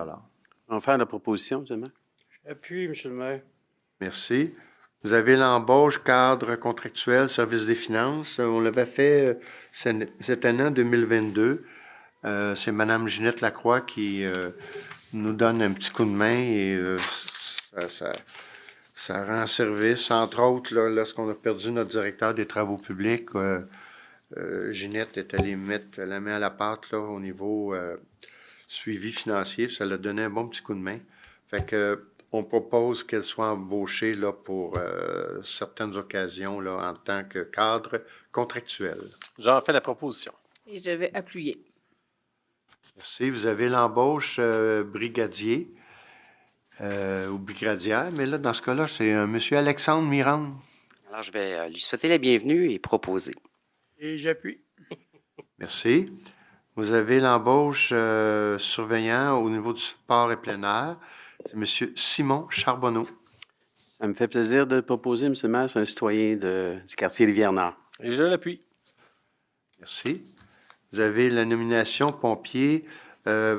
Pour commencer, c'est un petit correctif, une petite modification à résolution. En fait, c'est M. Daniel Boucher au poste de pompier éligible, régulier, au lieu de lieutenant. Là, parmi les lieutenants qui avaient été nommés, il y avait eu cette petite erreur-là. Donc, il faut corriger avec une proposition appuyable, s'il vous plaît. Je vais proposer, M. le maire. Je vais l'appuyer. Merci. Maintenant, nomination pompier et Yannick Constantino et Justin Lavigne. Je propose. Et je l'appuie. Merci. Maintenant, la prochaine, j'avoue que j'aimerais la proposer parce que j'ai travaillé dans ce dossier-là et ça m'a fait plaisir là, de travailler dans ce dossier-là. Donc, on sait que notre directeur général, je vous l'ai annoncé, va quitter sa fonction 28 février ou 1er mars. Là. Ça ressemble à ça. Et que c'est M. François Bélanger qui est nommé pour être au poste de directeur général à compter de cette date-là, donc du 1er mars 2023. Donc, ça me fait plaisir de le proposer, puis que le membre du conseil appuie unanimement cette nomination. Unanimement, Et, oui. Unanime? Unanime. on est quand même, je pense, choyé d'avoir quelqu'un qui, à l'interne, peut prendre la relève, qui souhaite la prendre. Puis, je me dis toujours aussi qu'un directeur général ou une directrice, ça avait été le cas, quand c'est aussi un citoyen ou une citoyenne de Saint-Eustache, pour moi, ça fait une différence. Je dis pas que dans une autre ville, quelqu'un qui est directeur peut pas faire un bon travail, mais il y a une différence quand on y habite. C'est clair que ça fait une petite différence, puis je suis bien heureux d'avoir François là, qui veut prendre la relève de Christian. Vous savez, M. le maire, que si vous aviez autorisé M. le directeur général Bellemare à partir le 29 février, on l'aurait gardé à une couple d'années encore. C'est un fait, hein? J'ai le goût de dire merci pour tout ce qu'il a offert aussi les années. On va avoir le temps, on va avoir l'occasion. On va avoir l'occasion. J'ai une question, Monsieur le maire. Oui. Ben, premièrement, bonne retraite, Christian. Puis, oui, mais quand même, c'est un petit mois qui est le fun, ça, dans ce temps-là, quand on sait qu'on s'en va. Puis, bienvenue à à François, qui est déjà notre directeur général adjoint. Ça va être un plaisir de travailler avec lui aussi. Puis, vous étiez bien impliqué, là, tu sais, vous étiez le président de l'Association des administrateurs généraux municipaux du Québec. Je pense que vous aviez un siège aussi au conseil d'administration de l'UMQ. Est-ce que M. Bélanger va... Non? OK. Non. C'est d'autres personnes qui vont être... Parfait. Excellent. Oui, Merci. le siège à l'UMQ, c'était de par ton De par son poste, exact. site avec... De président. C'est beau. Mais merci beaucoup. Oui, ça va être bon. Donc, maintenant, la nomination à une commission du Conseil, en fait, au niveau de la commission jeunesse, c'est le retrait de Mme Caroline Proulx à titre de membre consultatif. Au niveau du volet administratif, c'est Marie-Pierre Amos et ajout d'Elia Terrien et Émilie Tremblay à titre de membre consultatif volet citoyen. Ça, c'est pour la première résolution. Donc, proposeur appuyeur, s'il vous plaît. Proposé, Monsieur le maire. Encore là, ici aussi une petite question. Sur le site Internet, ça marque encore là, les anciens, là, comme Barbara Chilas, là, qui est encore là, puis qu'on l'a, elle était au comité de revitalisation du Vieux-Saint-Eustache. Peut-être juste, c'est juste porter à votre attention, là, peut-être d'effectuer les correctifs sur le site Internet. Excuse. OK. Ah non, mais Mme Chilas, ça fait comme 2 mois qu'elle n'est plus là. C'est beau. Nomination au sein d'organismes. En fait, c'est pour la Société de développement économique Saint-Eustache. La nomination, justement, de M. François Bélanger, qui va agir à titre de délégué en remplacement de Christian.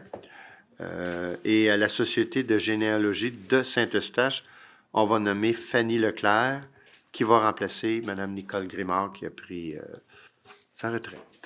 Un plaisir de le proposer. Et je vais l'appuyer. Merci. Vous avez... Encore là, une petite question. Je me rappelle pas si j'ai déjà posé là, à Maître Boileau. On a sur le site Internet là, les commissions du Conseil, mais les organismes, ils sont pas sur le site Internet. Je me rappelle pas si j'avais déjà posé la question. Est-ce que c'est quelque chose qu'habituellement, il était sur le site ou est-ce que ça pourrait être pertinent de l'ajouter sur le site comme les commissions, comités? Moi, je l'ai jamais vu. Hein. On met nos choses à nous, mais les organismes, on y participe, on délègue. En fait, le conseil délègue quelqu'un, mais... Il y a beaucoup d'élus qui sont là, donc ça pourrait être intéressant peut-être pour la population de voir c'est qui les élus qui sont nommés sur certains organismes. C'est une demande que je fais là, si c'est possible d'ajouter cette liste-là sur le site Internet. Bien, en fait, par le règlement, quand on nomme des élus, on délègue. Quand on fait la liste, les noms des élus apparaissent là, sur ce... Mais il n'y a pas nulle part sur le site Internet là, qu'on voit c'est qui, c'est quoi les... Non, il n'est peut-être pas sur le site, mais quand c'était déposé au conseil... Oui, bien c'est ça, les gens peuvent... qui sont délégués, ça a été indiqué, là... oui, tout à fait. Ma demande, c'est est-ce que c'est possible de l'ajouter au site Internet? C'était ça ma demande. Je ne sais pas si les autres organismes... Je ne peux pas parler au nom des organismes. Je ne sais pas s'ils souhaiteraient que ça arrive. Exemple, la Société de généalogie ou autre organisme, je pense que ça prendrait leur permission. Non, mais c'est nos délégués à nous. Pas nécessairement avoir la liste de tous les gens, mais nos délégués chez nous à la ville de Saint-Eustache. OK, mais on le fait quand on le dépose au conseil, ça, c'est sûr. Oui, ça, c'est pas la question, elle n'était pas là. Est-ce que ça devrait être sur Internet? Quelle est la question? On verra. OK. C'est à analyser, merci. Merci. Donc, maintenant, on arrive aux commissions. Commission d'administration publique. M. Marc Lamarre, la séance qui a été tenue le 20 décembre dernier. Effectivement, donc une dizaine de recommandations. Ça me fait plaisir de le proposer. Et je vais l'appuyer. Merci. M. Paquette, pour la commission de développement économique qui a été tenue le 13 décembre. Oui, vous avez 3 recommandations. Une qui concerne une demande de Novabus à l'effet de maintenir des installations temporaires de bureaux, c'est-à-dire les roulottes de chantier. On a accueilli favorablement La demande, les roulottes, de toute façon, ne sont pas visibles de la voie du chemin. Par contre, on a posé quelques conditions au niveau de l'entreprise, à savoir que le renouvellement va être bon jusqu'en 25 et si jamais ça va plus loin, de nous en faire part à chaque début d'année. Et également, en contrepartie de l'acceptation, on a demandé à l'entreprise de nous déposer un plan complet d'aménagement de l'aire de stationnement localisé en façade, donc avec plantation d'arbres, indices de canopée, etc. OK. Vous avez également, on autorise notre conseillère en développement économique à entamer des discussions avec une promesse d'achat sur le terrain numéro 7. Et c'est intéressant parce que c'est éventuellement une garderie qui pourrait s'installer au niveau du secteur Albatros. Et enfin, on vous recommande qu'une lettre d'appui soit déposée pour l'organisme PALM Québec, sur laquelle notre conseiller en développement économique siège. Et c'est dans le cadre de subvention du Fonds franco-québécois à la coopération décentralisée. Puis la garderie, c'est quand même une grosse garderie, une grosse CPE. Tout à fait. Pour 200 enfants. Oui, tout à fait. Puis beaucoup je pense de que place, c'est un appel d'offres public gouvernemental. Oui. Alors, c'est un gros dossier, puis je pense que ça va répondre à de fortes demandes dans notre secteur Albatros. Il paraît que le conseiller de ce quartier-là devra aller faire une cantine une fois par semaine. Je suis au courant. J'ai déjà dit oui. J'ai déjà dit oui. Je veux des pommes. C'est moi, ça, hein? Oui, c'est vous. J'ai déjà approuvé. Je suis bien bon pour faire les déjeuners, M. le maire. Oui, OK. Ouais, pas petit. Bon, bien, Alors, merci. j'en fais la Donc, proposition. la proposé, monsieur. Je vais l'appuyer. Merci. Maintenant, la Commission de l'aménagement du territoire, monsieur Paquet. Oui, on est plus vite que notre ordi. Alors, et vous avez une recommandation et c'est pour le dépôt d'un programme visant les maisons lézardées. OK. Alors, j'en fais la proposition. Merci. Je vais l'appuyer. Commentaire, M. le maire? C'est ça, là. Oui, monsieur Paquet. Je voudrais remercier la Commission du territoire pour le dossier du 100 mètres de la carrière, de la zone. Ce texte, honnêtement, là, si c'est comme ça, ça se poursuit, je ne sais pas, à MRC, que Oui, Manzil oui, dit. tout à fait. Je pense que ça va enlever beaucoup d'inquiétudes aux citoyens, aux résidents du quartier des Îles et du quartier des Moissons. C'est surtout que ça suit une logique, là. Exact. C'est construit depuis des années dans ce secteur-là. Pour les nouveaux endroits où il y a une carrière, où est-ce que c'est pas construit au niveau résidentiel, c'est parfait, là, l'approche du 100 mètres. Mais pour chez nous, il faut suivre la logique, là. Je pense que la MRC va être ouverte à ça, c'est sûr. Mais le service de l'urbanisme travaille fort. Je veux remercier... Parle au préfet. Je veux premièrement vous remercier le maire, c'est sûr, avec les inquiétudes depuis que le mois d'avril passé, avec la nouvelle loi. Je pense que c'est la solution idéale. Est-ce que ce texte-là va être... comment la procédure, le suivi de tout ça? Ben, si je ne m'abuse, cette semaine, il y a une rencontre avec nos gens de l'urbanisme et ainsi que les gens d'aménagement au niveau de la MRC. Parce qu'il y a aussi des discussions. La MRC a eu des discussions avec le ministère des Affaires municipales au préalable pour voir, bon, vous êtes à l'aise avec quoi, là, tu sais, pas travailler pour rien. Et sur ces informations-là, la rencontre qui va avoir lieu, ben, va sortir un texte que préalablement, la MRC sait que le ministère des Affaires municipales va l'accepter, va être déposé à une assemblée de la MRC. Pour être adopté, puis être envoyé après ça au ministère des Affaires municipales. Mais ça regarde bien, parce que le ministère, c'est un petit peu comme M. Paquette le dit, quand ils ont fait la réglementation, ils l'ont fait très large, parce qu'il y avait peut-être des problèmes majeurs à d'autres endroits, puis qu'ils ne voulaient pas que, justement, ça se bâtisse à côté de la carrière, tandis que nous, c'est tout autre chose. Il semblait avoir une bonne perception à Québec là, de cette situation-là. Est-ce que nous... Ça va être inclus dans le schéma d'aménagement. Là. Exact. Ça veut dire le texte... est-ce qu'il faut adopter un règlement là-dessus? à la ville. Il est Pour de pas- concordance, Ouais. Normalement, on fait souvent ça. Ben, c'est certain que par rapport à nos obligations, nous, face au schéma d'aménagement, il devra être inclus dans nos affaires à nous pour que ça soit conforme chez nous, à la MRC et au ministère des Affaires municipales. Donc, ça veut dire, éventuellement, il va y avoir un texte légal Définitivement. à un endroit. Oui, puis on aura l'information, aucun problème. Ben, merci beaucoup, M. le maire. Bienvenue. Et M. Paquette et le comité d'urbanisme et le service d'urbanisme. C'était pas facile, ce dossier-là. On est Non. parti de loin. Oui, c'est vrai.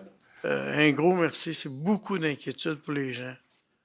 C'est beau. Merci beaucoup, Merci. M. Moi, Tessier. Monsieur le maire, Oui. j'aurais aussi des remerciements à faire à cette commission-là qui présente le programme de Maison Lézardée. J'en ai dans mon quartier. Donc, encore une fois, un gros merci pour avoir présenté. On va entendre la suite. Ça fait plaisir.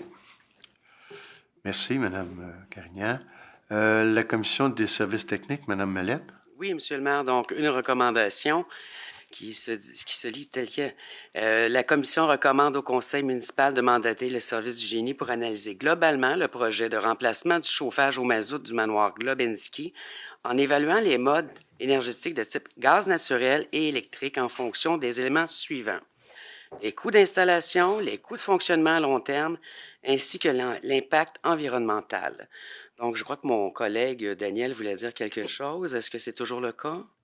Ben, simplement ajouter que le troisième point est très important, l'impact environnemental. Moi, je suis pas convaincu qu'il faut parler du gaz naturel, mais faisons l'exercice, puis on pourra déterminer si effectivement ça vaut la peine. Mais moi, je suis convaincu que ça va valoir la peine compte tenu de ce qui s'en vient au niveau du climat, d'aller directement à l'électricité, mais on va être confortable, on va savoir comment ça coûte. OK. On est professionnel, donc on fait les deux évaluations. Et alors, absolument, je Parfait. propose le dépôt. OK. On prend un appui. Oui. Ah, j'appuie, évidemment. Monsieur le maire. Merci. Commission des loisirs de la culture communautaire, M. Tessier.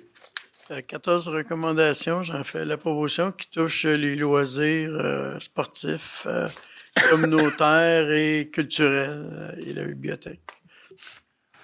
Donc, j'en fais la recommandation, M. le maire. Merci. Commission de la circulation des transports, M. Roy, s'il vous plaît. Oui, Monsieur le maire, deux recommandations. En fait, une interdisant le stationnement devant le Express là, pour une question de sécurité et de visibilité lorsqu'on sort du restaurant. Et puis également, une réglementation. En fait, on va changer la réglementation de la carte de circulation des véhicules lourds, car il y a plusieurs panneaux qui sont soit absents ou à clarifier en milieu rural. Donc, améliorer également la sécurité des citoyens à ce niveau-là. Donc, j'en ferai la proposition. Et j'appuie, Monsieur le maire. Merci beaucoup. La Commission des communications et des relations avec le citoyen, Mme Carignan. Oui, merci. Deux recommandations. La commission recommande de féliciter puis remercier pour la belle campagne auprès du succès de la campagne de Centraide 2022. Et aussi, les membres de la commission recommandent qu'un sondage exploratoire portant sur la location de vélos électriques en libre service soit lancé sur la plateforme Imaginons Saint-Eustache. Et je dois vous dire que c'est en ligne présentement. Donc, les gens peuvent aller poser leur choix sur où on pourrait aller louer ces vélos électriques-là. Et j'en fais la proposition. Merci. J'ai un petit commentaire ici, Monsieur le maire, concernant la commission, la boîte à idées. J'ai été voir sur Imaginons Saint-Eustache, justement, là, c'est quoi les idées des citoyens là, dans les dernières semaines.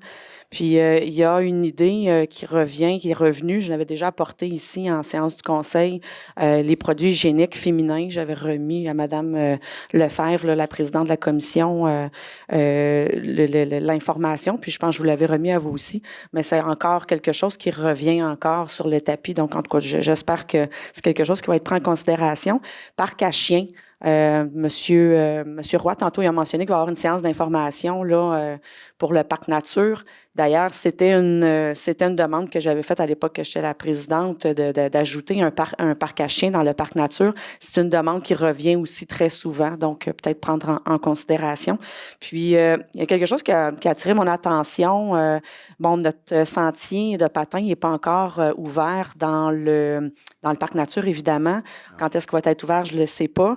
Mais il y a des citoyens qui ont marqué des idées de faire une alliance ou de faire une entente avec Mirabel, donc le parc du Domaine vert, puis le bois de Belle-Rivière, d'avoir un accès gratuit, un peu comme le parc de la Rivière, le parc régional en haut, où il y a le Saint-Jérôme, là, le parc régional. Bon, le nom m'échappe tout d'un coup, là. Il y a certaines villes comme Prévost, Rivière-du-Nord, merci, c'est ça. Donc, peut-être que ça serait quelque chose d'intéressant à regarder. Il y a eu deux citoyens, du moins, là, qui ont demandé ça dernièrement, d'avoir peut-être accès gratuit à ces deux endroits-là pour qu'on puisse au moins aller pratiquer, là, comme il mentionnait, là, du fat bike, aller pratiquer du patin dans ces deux endroits-là. Donc, peut-être voir auprès d'une des commissions si c'est quelque chose qui pourrait être possible de faire une entente avec Mirabel. Ouais, en fait, premièrement, le parc Bois-Belle-Rivière, ça, c'est vraiment Mirabel. Les sous qui ont été investis à cet endroit-là, c'est Mirabel ou les citoyens de Mirabel qui les ont investis. Le domaine vert sont plusieurs municipalités. Il y a Mirabel, bien sûr, mais il y a Boisbriand, il y a Blainville, entre autres. Sainte-Thérèse, oui. On a déjà entre nous, là, les maires, effleuré le sujet, mais c'est sûr que s'il y avait à entendre, c'est parce que nous, chez nous, on l'offrirait aussi. Ils ne permettront pas que, bon, venez-vous à Mirabel, c'est gratuit, citoyen de Saint-Eustache. Ça serait la même chose de notre côté pour Mirabel avec notre parc. C'est sûr qu'il a été conçu financièrement différent.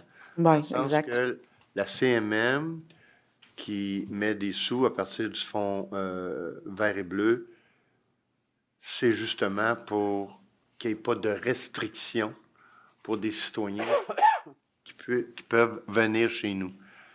Pour être un citoyen de ville qui viendrait, c'est comme ça que les sous sont donnés, n'est-ce pas, M. Bellemare? Dans le cas de ces deux autres endroits-là, c'est des investissements, je dirais, privés des villes. C'est une bonne discussion à y avoir. Vous dites qu'il y a Blainville, il y a Boisbriand, il y a d'autres villes qui sont pour le domaine vert. Donc, peut-être voir avec le domaine vert, d'avoir une entente avec eux. Ça touche 3 territoires géographiques. Mirabel, Blainville et Boisbriand. On est quand même collés. Pardon? On est quand même collés. Puis, il faut dire que les gens de Mirabel, ils viennent dans notre parc nature aussi. Oui, mais c'est comme ça que la subvention est donnée. Ah oui, mais c'est parfait. Puis c'est ce qu'on voulait aussi, que ça demeure gratuit. C'est tout à fait comme ça que la excellent. C'est juste la question, c'est est-ce qu'on peut, nous aussi, faire une demande, peut-être d'être avec le parc du domaine vert, du moins? Bon, en tout cas, c'est des discussions qu'on peut avoir entre élus là, pour sonder l'acceptabilité des maires des autres municipalités, s'ils accepteraient ça. Là. Je vous lance la balle. Merci. Merci. Ensuite, vous avez le procès verbal de la commission jeunesse, c'était pour dépôt. Exact. Et puis, on arrive au comité consultatif d'urbanisme, M. Paquette. Oui, Monsieur le maire, comme toujours, plusieurs recommandations, mais j'aimerais porter à l'attention des gens peut-être quelques points.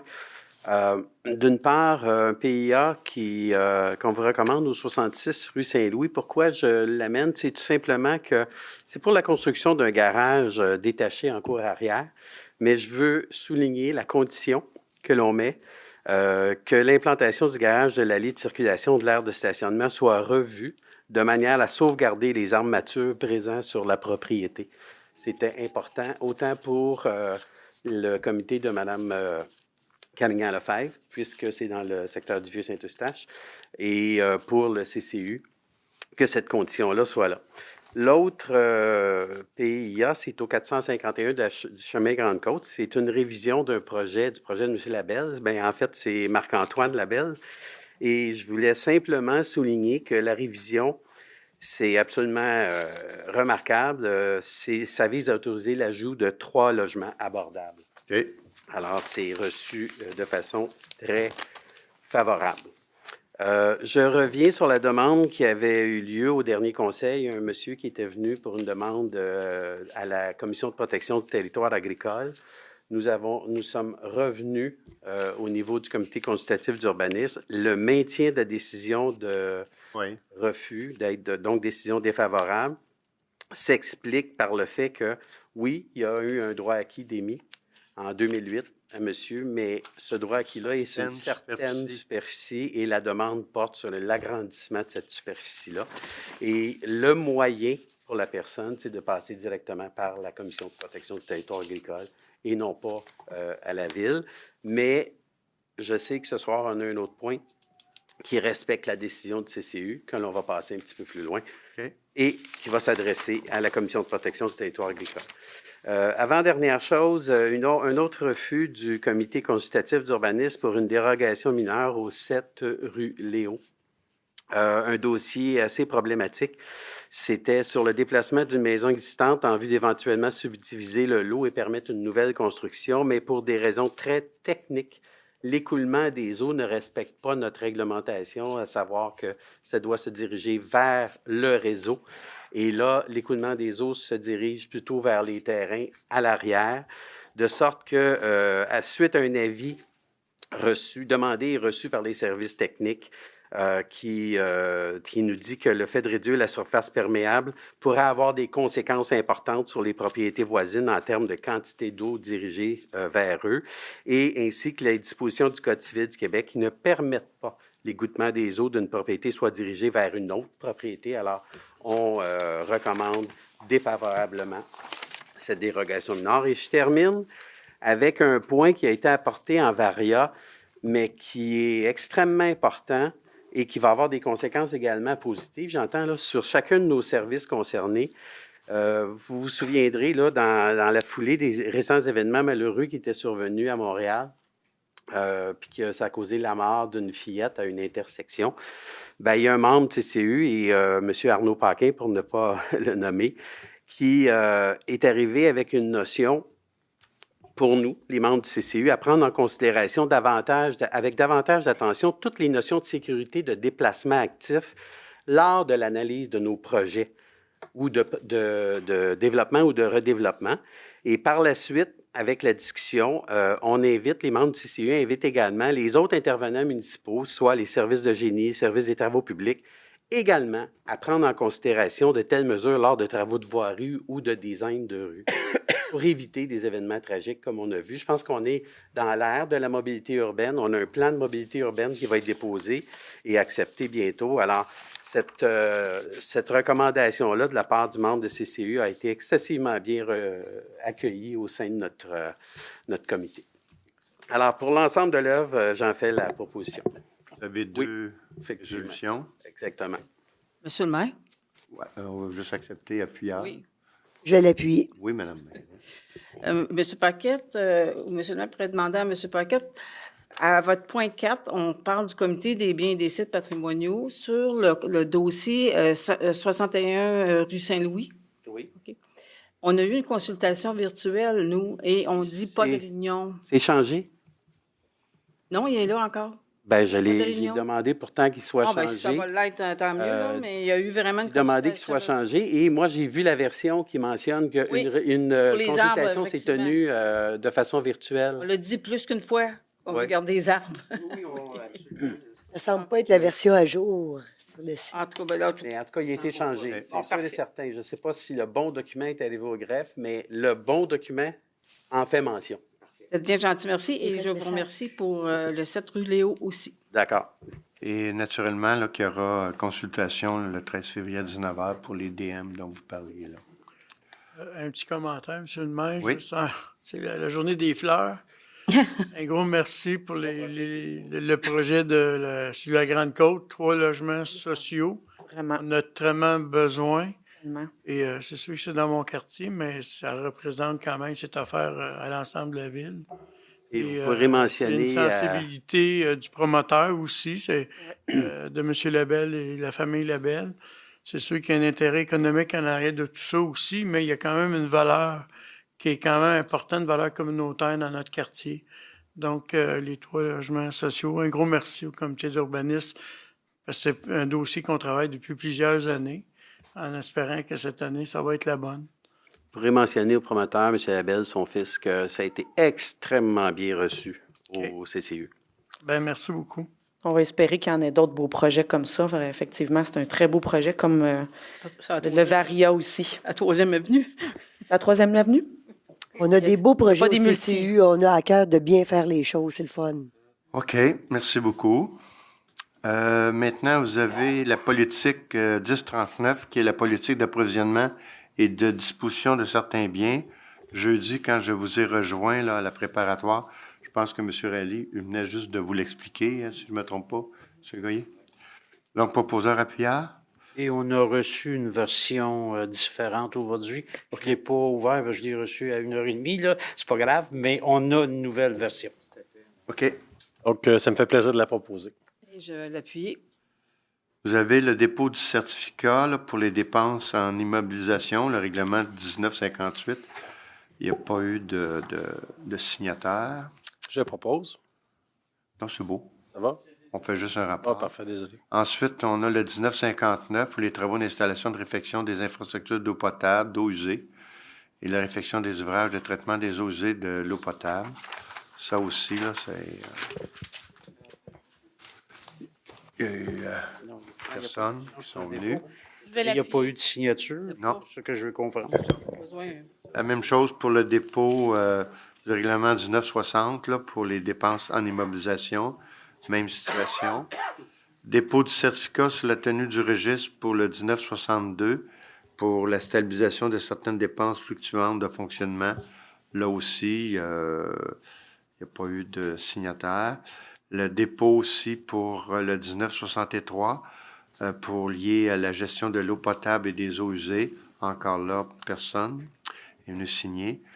Et maintenant, on arrive à la résiliation d'une promesse d'achat, donc Dracon Solaire Incorporé, qui avait inclus dans son contrat là, une question de rentabilité, et puis c'est pas le cas. Donc, on va remettre le dépôt.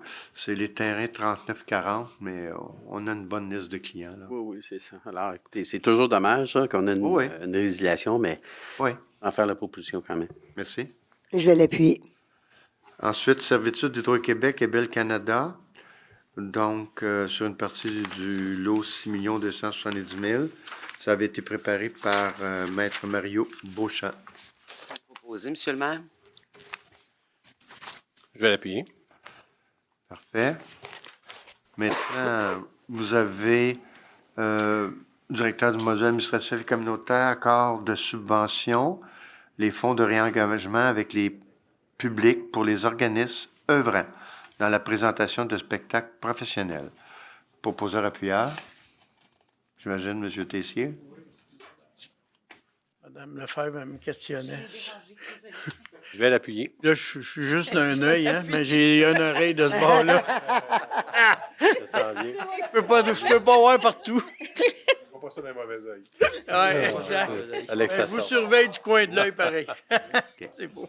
Vous avez le club de soccer de la Seigneurie, conclusion d'une modification à l'entente intermunicipale. Je vais le proposer.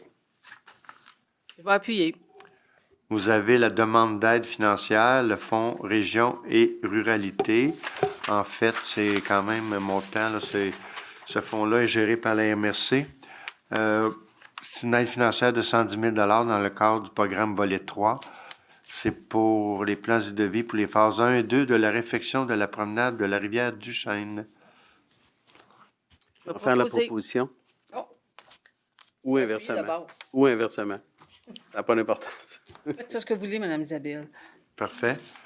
Ensuite, vous avez aussi conclusion d'une entente avec Mme Lise Saint-Onge et M.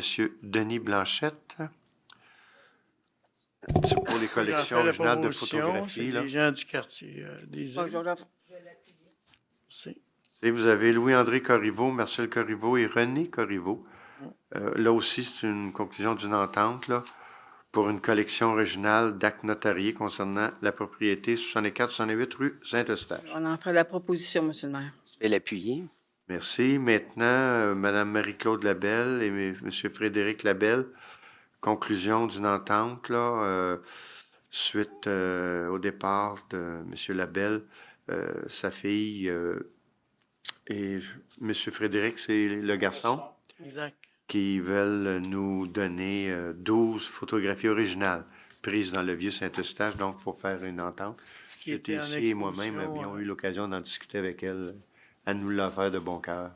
Il était déjà été en exposition à la petite église. Là. Il y a de très belles photos. C'est ça, très belle. Vraiment. J'en fais proposition, M. le maire. Pour appuyer, M. le maire. Merci. Le Symposium des Patriotes, donc événement qui revient tous les 2 ans. Donc, il faut accepter la conclusion de l'entente. Je suis heureux de la proposer, M. le maire. C'était difficile pour l'organisme et ils ont su se renouveler. Donc, avec de nouvelles acteurs ou actrices qui vont réaliser le symposium. On en est très fiers parce que c'est un élément important. Oui. Ça se fait dans la période de la fête nationale des Patriotes. OK. Anciennement, la fête de dollars. Excellent. Et puis, il y a une autre personne. Oui, ben j'appuie, M. le maire, en autant qu'on ne dit pas à la dernière personne que tu as voulu parler. OK. J'étais ici, M. Goyer. Il y avait Isabelle. Isabelle? OK, excusez. La Commission de protection du territoire agricole du Québec, donc pour le centre Montée-Dorion, le dossier, vous avez parlé tantôt, M. Paquette, donc proposeur appuyeur, s'il vous plaît. Je vais le proposer. Et j'appuie, M. le maire. Vous avez rapport de construction pour le mois de décembre 2022, qui est un petit peu à la baisse, mais qui est quand même une très bonne année. Ben, en fait, nous avons eu le bonheur d'avoir quelques mois durant l'année 22 où on disait allègrement que ça allait vraiment bien. Et c'était le cas puisque la fin de la présente année nous donne des chiffres assez impressionnants. Oui. À savoir 141 600 000 de valeur de permis versus 128 l'année dernière. Toutefois, c'est triste de constater que ça a terriblement ralenti au point où le mois de décembre, on a des valeurs de permis de 693 000 alors qu'on avait eu l'an dernier pour le même mois 6 900 000. Les prévisions n'augurent pas tellement bien pour l'année 23, malheureusement. On pense peut-être que ça va reprendre du poil de la bête. Il y a quelques dossiers qui s'en viennent. Là. Quelques dossiers. C'est sûr qu'on subit également le gros dossier que nous avons malheureusement perdu au niveau de Cogir, qui était 60 millions d'investissements. C'est ce qui aurait pu apparaître dans le mois ou le mois prochain, ramenant des taxes récurrentes de l'ordre d'un demi-million pratiquement. C'est très triste. Mais en fait, c'est la démocratie qui a parlé. Mais on va souhaiter un redépart de l'année 2023 parce qu'on va en avoir besoin. Merci. Vous avez tout simplement un rapport des dépenses autorisées par délégation de pouvoir pour la période du 16 novembre 2022 au 15 décembre 2022. Et vous avez une résolution pour les comptes payés à payer pour le mois de décembre 2022. Que je propose. J'appuie. Et vous avez la levée de la séance. Je la propose également. Bonne soirée à tous. Et que j'appuie. Et bonne année!